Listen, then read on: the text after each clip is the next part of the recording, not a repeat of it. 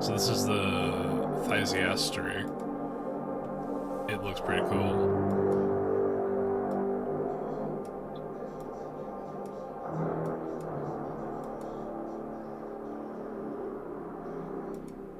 Ooh, it lets you change the palettes. All right, let's see. What's our good vibe? Dramatic was pretty good. Beasts, yeah. Inferno, meh. Magic. Let's go back to dramatic. Saying no. Nope, we're gonna limit that to 60. Thank you. Save settings. I hope those settings saved. I'm gonna check. They did, okay. Uh-oh. Oh, we got a call.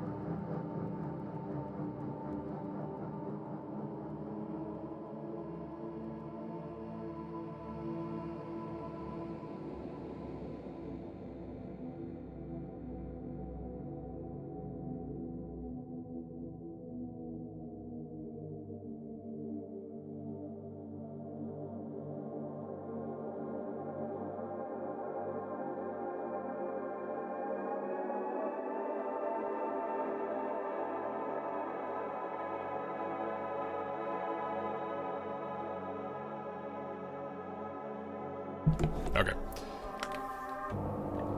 Start shit. This is the second demo, apparently. Let us begin. Normal difficulty, and that's all we got access to. Permadeath, characters can be permanently killed. A touch of chaos.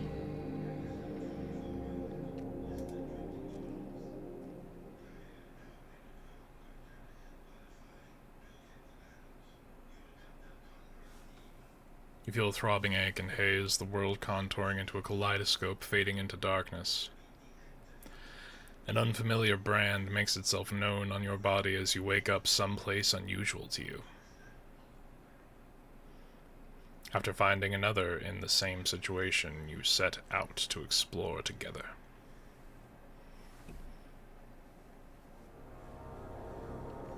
Basic movement. Paused. Got it. Let me grab the door right quick.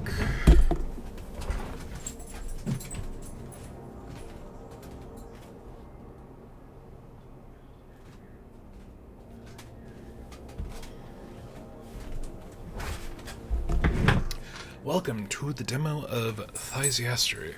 You are in control of a party of the branded Lost in the Labyrinth. Use WASD to move your party and Q&E to turn.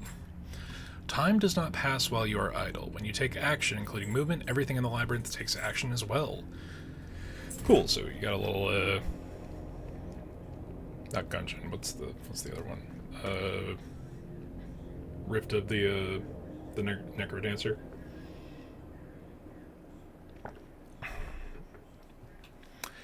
You can enter and exit combat mode by pressing tab. Interact with the interface using mouse or WASD. You exit tutorial. Other menus and panels by clicking X at the top right corner or by pressing escape. Should you want to review this or any other basic topics, press the question mark in the top right. I think I got it. Alright, joins your party. Ernest joins your party. Oh, okay. Thought there'd be a little more. Right, this is the one. Can I enter combat with these barrels?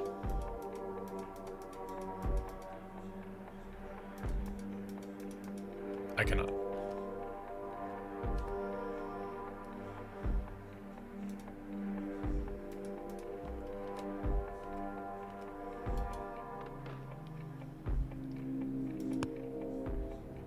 Or exit combat the same way.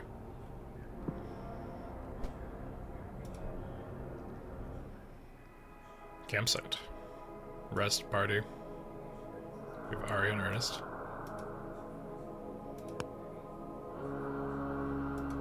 Okay.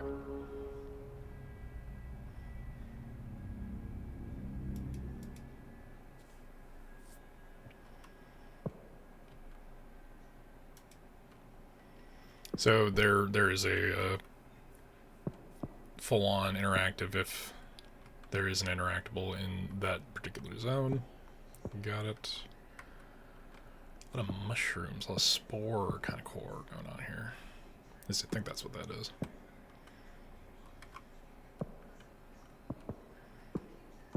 Good old tile-based dungeon crawl. And we have an enemy here, eh? This creature is unaware of the party. Okay, so you can auto-enter combat just by walking into them. Got it. Attack. Basic attack.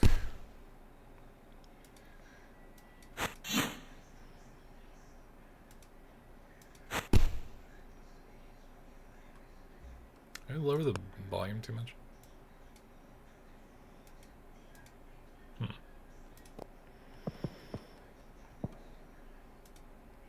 Yeah, I think, like, this is also a victim of that, need for tutorialization. Like, they're a little bit more context. A little bit more context would be great. Like, outside of menus.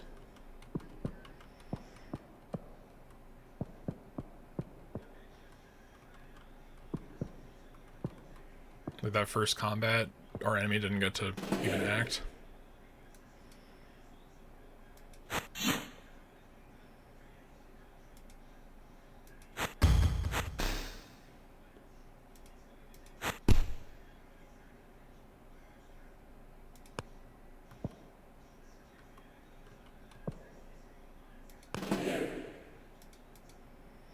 Does manually entering combat give us, like, a lead on dude? A little more ambient music probably would help.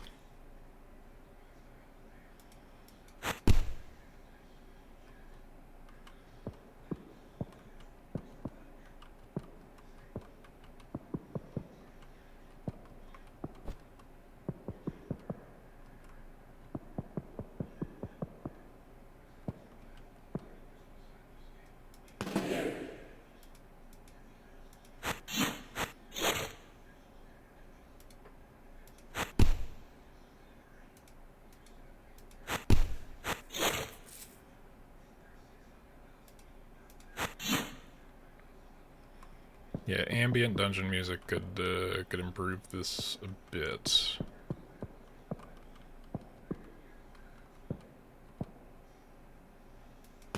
Oh, Ernest got hit, so minor mass heal. Expend TP to heal entire group for slight amount.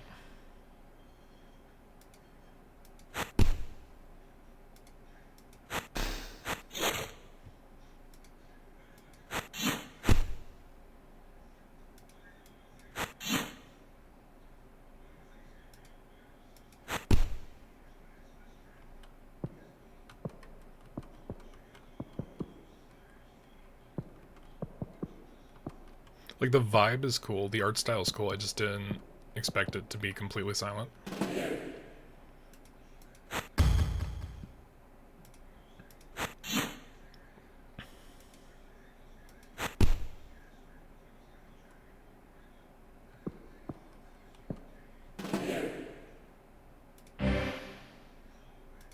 Alright, well there goes basically all of our MP or TP for heal.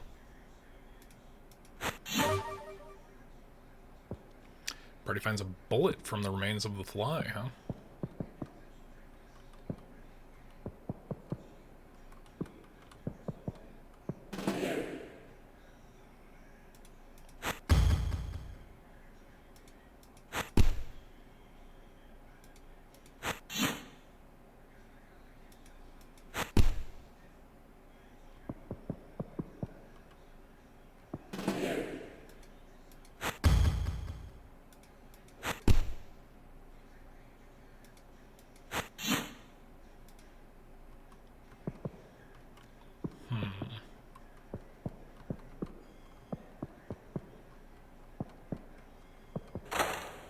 Oh, hey, there's the floor.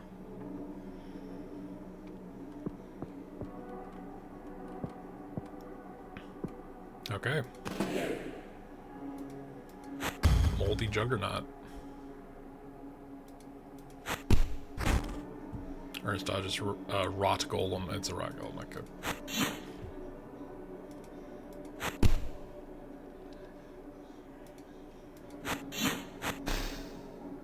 Okay, dodged attack. It's probably gonna be like a one-hit kill if it does hit us.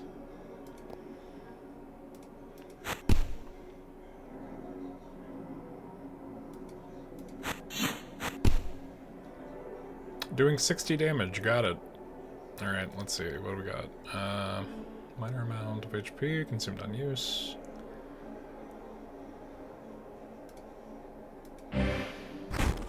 That was not a lot of healing.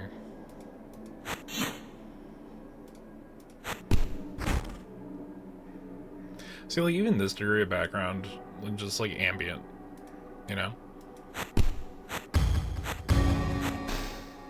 Oh, it's like old D&D rules, so you're knocked out at 1 HP, and then if you get hit a couple of times, okay, now Ari's actually dead, which is unfortunate.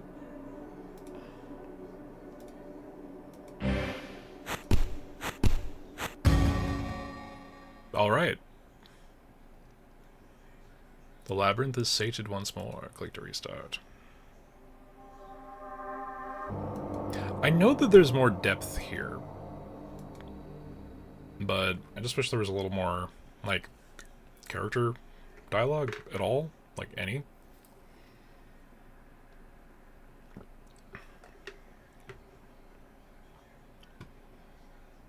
Unfamiliar brand makes itself known upon you. So, like, there's your obvious, like, Berserk-ish references happening here. Because the mark on Guts is why monsters are attracted to attacking him.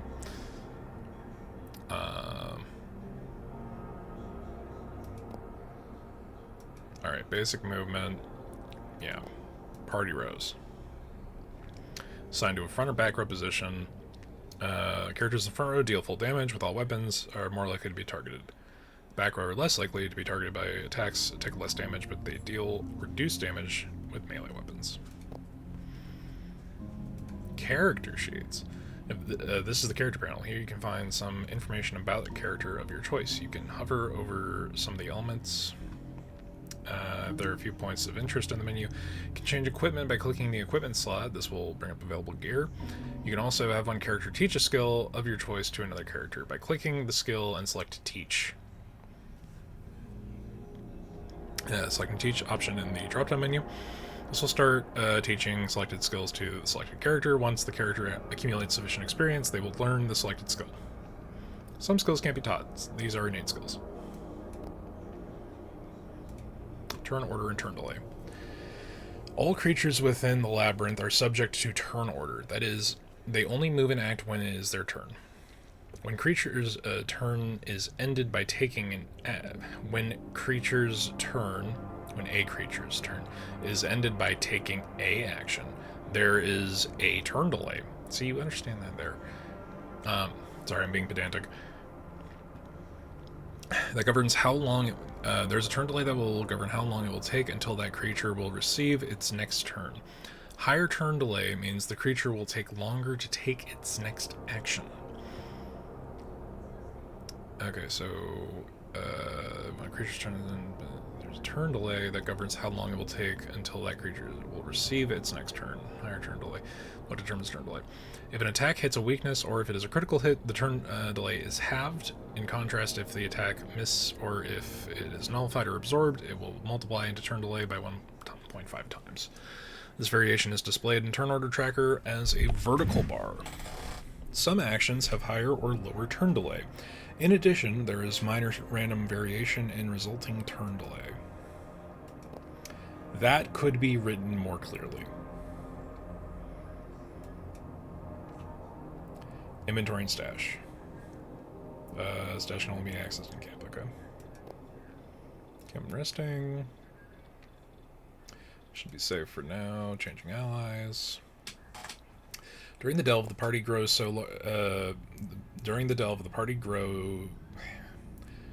The party grows so large that some characters must be left resting at camp. There are a maximum of 4 slots in the party that can be freely used with available characters, although a minimum of 1 character must be in the party. While at camp, characters will continue teaching abilities as long as both teacher and pupil are... Okay, so they really love the old skill sharing fucking mechanism that a couple of older TTRPGs implement. Like, if your DM's willing to engage with it, there is a D&D rule set and mechanics for teaching, like, proficiencies or languages. But it's ancillary.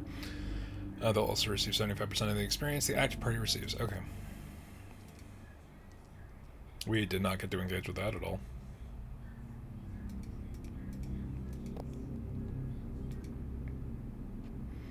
Okay, some can inflict statuses, mortal blows, and death. When a character is struck, and it would reduce it to... Okay, when a character is struck and their health would reduce to 0 HP, they suffer a mortal blow. There are 2 possible consequences to this. Characters surviving the character will survive the mortal blow. They will remain at 1 HP. They will be rendered unconscious for a long time. They may wake up if they are healed. There are also skills that... sorry, the font is also kind of fucking with me. There are also skills to immediately wake them up. Characters who survive mortal blows will suffer a wound, which increases the chances of dying from subsequent mortal blows. Character dies from the mortal blow, death is permanent, that character cannot be brought back. Okay. Alright, so we have at least gone through the whole menu. Now the real thing is... oh, we have 2 different characters now. Arcana and Deer.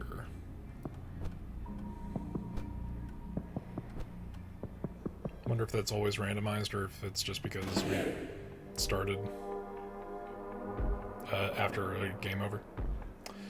Attack that may hinder movement of the target. Let's do that. Double attack.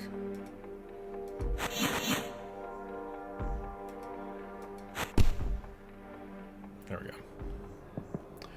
So there's some stuff here. There's some cool mechanics. A light element drag damaging spell. Exercise, you say.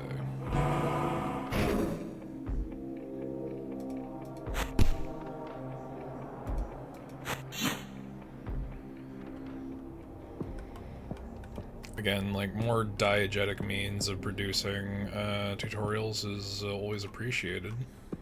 Like, if characters were talking and introducing themselves and there was some means for them to you know, kind of give you a hint as to what their deal is. Okay.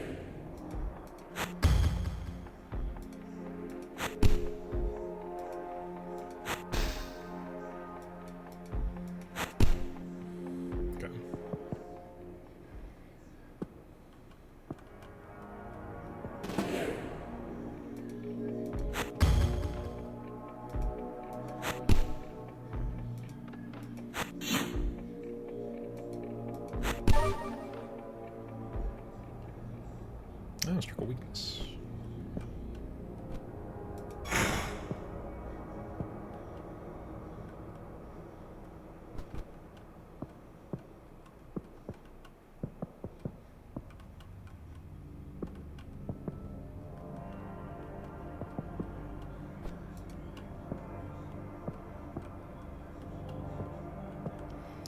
Like, the art style is interesting, and what they're doing with the combat.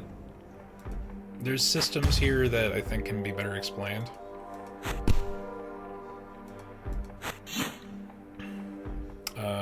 Like the implementation of, like, any degree of narrative would be appreciated, I think.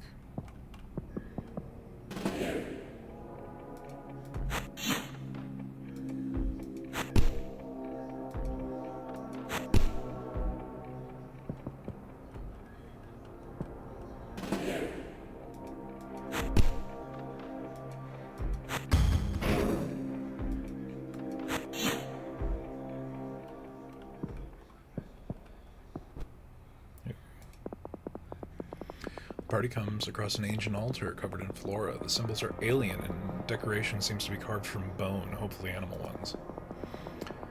The party would be wiser to leave it alone, but there is an alluring occult aura about it. Vast chasm into the past, wherein lies power untapped. Reach out and touch faith. Who will touch the altar? Nadir seems to be the exorcisy one, right? As they touch the altar, they feel a mighty surge. Ancient powers, memories rippling through their body. Their strength increases by 3. With that, the aura of the altar vanishes. Whichever entity granted the power is gone. Okay, well that's interesting. See, like, chance occurrences or interactions like that, those are solid, that's cool. Wandering merchant. Some sort of horrible reptile-like creature is poised behind a table, wrapped in a variety of frayed clothing. Its snout pokes out of the pile of cloth, its tongue flicks the air. It speaks. Shao, welcome lambs in peace, invite you to trade.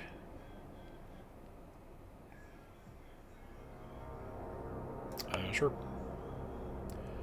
Winter coat is the armor for... Oh, Ace Author result. Yeah, sure. Tatsy Stink Slams. Slink away now, back in shadow. Meet again later. With that, the merchant disappears into the many shadows of the labyrinth.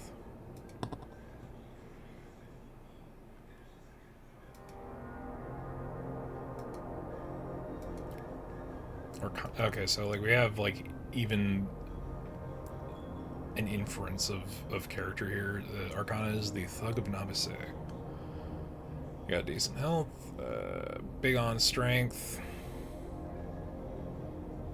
and then you got Nadir, who's a little more evenly balanced.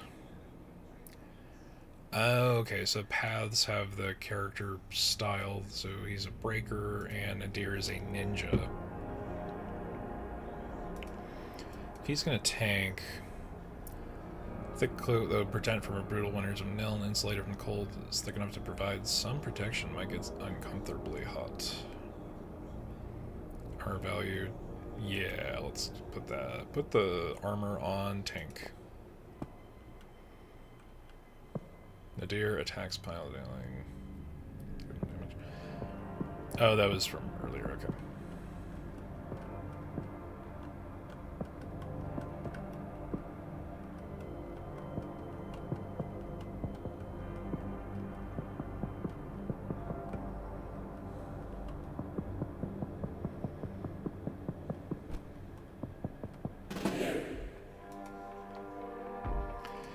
There's some sauce here, I think. Just gotta dig a little bit for it.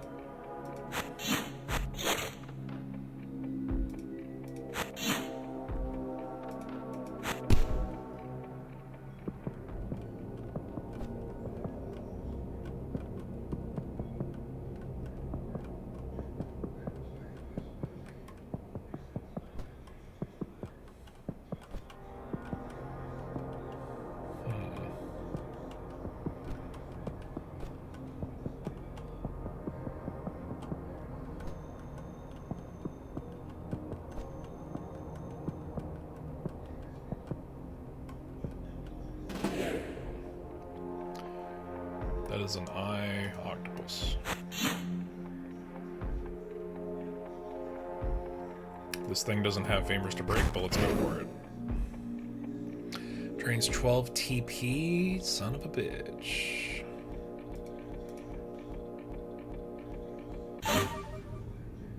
That was rude.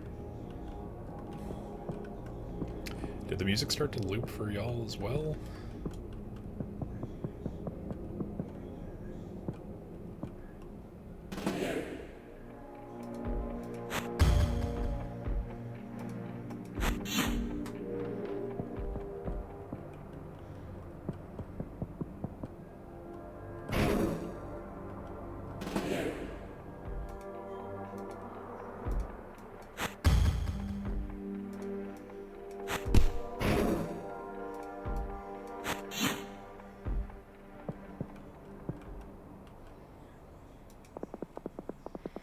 party comes across a trap of some kind, a small cage with an occupant inside, luckily still alive.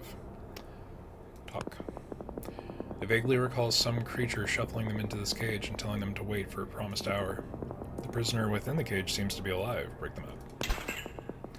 You manage to break the lock, but they cause quite a noise in the process. Relieved, they join your group. Ooh, like a bird dude. Fighter of Cybern. Alright, decent split. Piece of X machinery, though useless for its intended purpose, it makes a decent bludgeoning weapon. Mercenary. So the problem was that we just rushed into combat in our first run.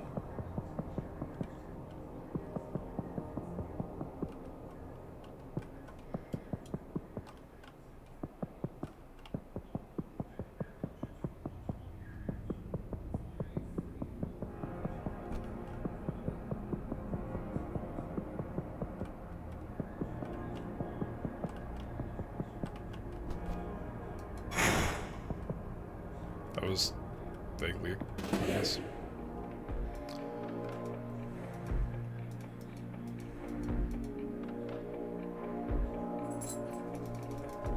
Hello.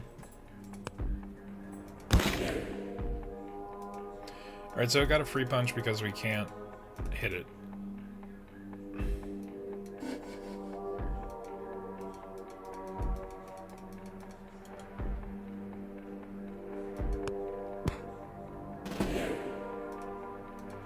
Is it because it was on the door?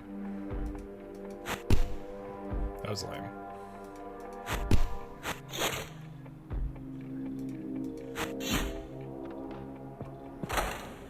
So there's a particular vibe going here where... Okay, so regardless of what your actual progression is, this is where you end up. Oh, you could just completely subvert him? No, you can't. The doors won't open. Okay. That was silly. Okay, you just get a free hit, because fine, I guess. Fuck.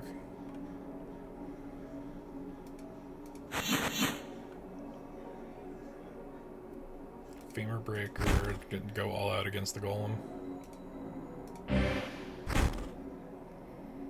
so, Boeo has some more like recovery style stuff. Alright, so we don't have a particularly great option here.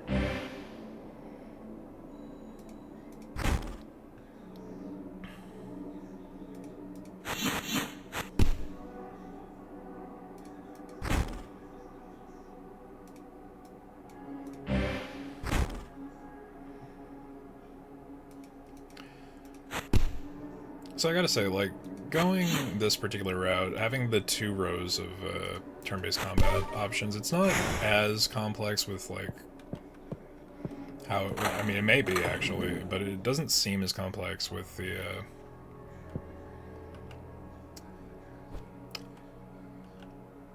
Oh, new floor. Cool. As the party is at Camp, Nadir notices a shadow skulking amongst the rubble. A dog, but what is a dog doing here? The dog has a collar with a little bit of dried blood on it, otherwise seems to be healthy. It might be a hunting dog. The owner is nowhere to be seen.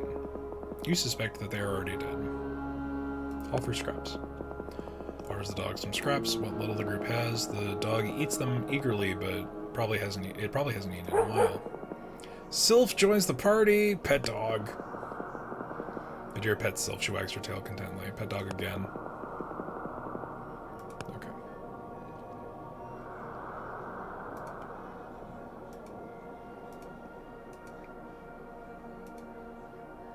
Okay, we only have 4 characters, so we may as well bring all 4, but... Character. Sylph, of the Hound class.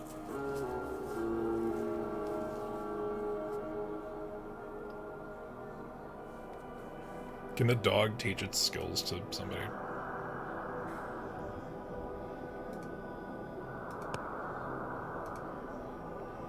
Teach to Arcana. Oh, he's a punch priest. He's more of a monk type. Okay, I get it.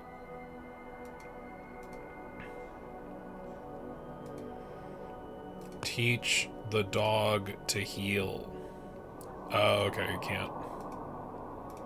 Subtlety, reduces likelihood of being targeted. Should teach that to the ninja, huh? Okay.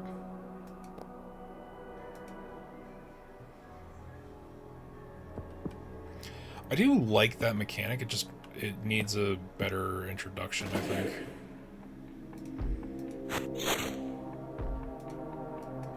I mentioned Etrian Odyssey, because it's like, the 3DS age of Etrian Odyssey was kind of the defining point for this genre, at least in my eyes. Because you have all your classic dungeon crawlers, and you have like a fuck ton of like anime style shit that's just like extremely poorly balanced, and then, you know, there's not really a way to like the example I'll use, because I never actually finished the games, would be Persona Q. Shadow of the Labyrinth, because it's just the fucking Etrian Odyssey system, but with Persona characters. And a real, kind of convoluted reason as to why they would be there. Fish! Marsh eel notices you. Attacketh. It doesn't have any femurs to break, Arcana. Ooh, Stunning Strike. You are a monk.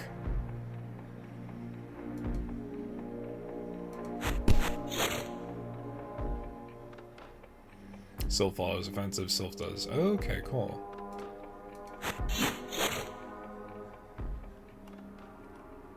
Bayo's Mercenary Path advanced to rank 2.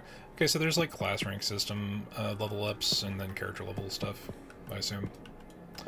But yeah, like Persona Q Shadow of the Labyrinth, it very similar in form, but it's a lot like Etrian Odyssey, because Etrian Odyssey's defining factor is that you are creating the map by which to explore the dungeon, like manually by hand. But it uses a similar two-row basic RPG archetype style mechanics. Receive Steel Knife. That seems like a good thing for our ninja to have. Yeah, that's a direct upgrade. Give a knife to the dog.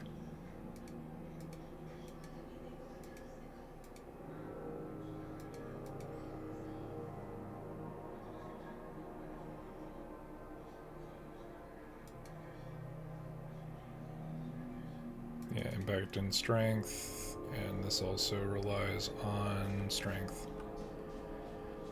So we have a spare dex weapon.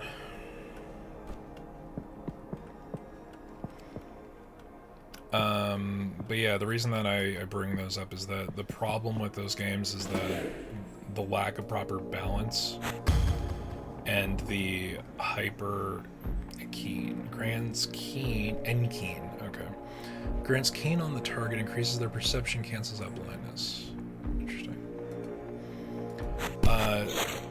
Dungeon crawlers like that, I honestly want to say it's mostly the anime dungeon crawlers have a horrendous mismanagement in game balance. Ooh. Yeah, in my experience... Oh, okay. It has a rudimentary... The response time when using controller is horrendous. That is doing something to the game. Or no, the game's just freaking out.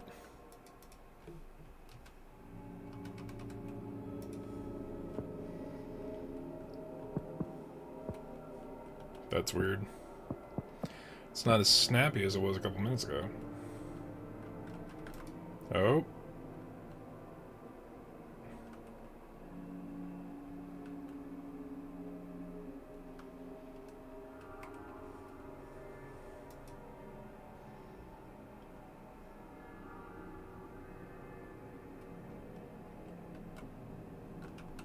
Is that a... That's a proper freeze. Okay.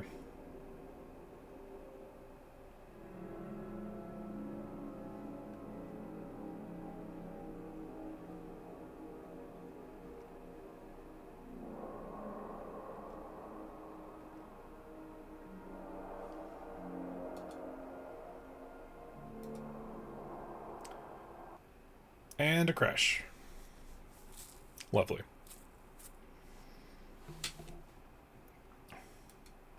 Encoding overloaded. Man, something was happening that it was trying to generate way more frames than it could. Okay. That's unfortunate. I'm not gonna give that a second chance. But I will say, like, the biggest problem with dungeon crawlers like that is that, like, the gameplay is so rudimentary that you think they would focus on the narrative and they don't.